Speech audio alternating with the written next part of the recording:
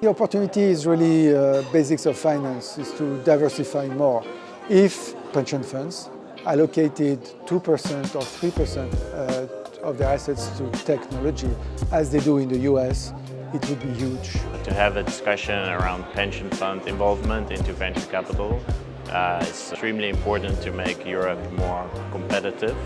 It's very important to have this summit here, given the geopolitical situation where we are squeezed in between America and China, Russia. So Europe has to do something by itself, and the big how is what we're actually trying to answer. There will be more and more capital from the pension funds allocated in venture. We can see it's the fastest rising source, and we are here for the entrepreneurs and founders of the European ecosystem. This event is a place that's going to help founders get more capital in the end. The most interesting agenda from my perspective is how can we build a bridge between our strong Danish pension funds and our tech scale-up companies.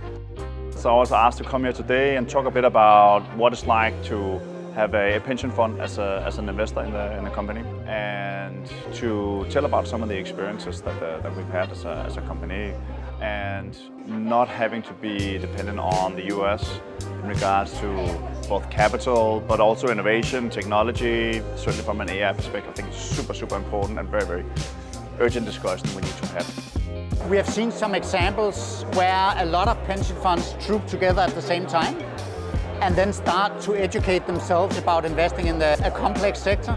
And now some people look at that and say, if they do it, we can do it too.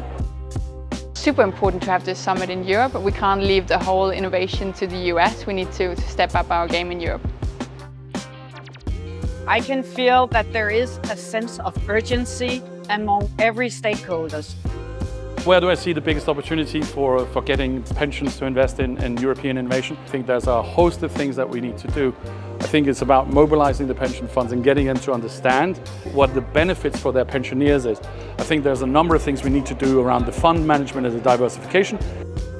It's important that it has long-term commitment from the very top of the pension funds.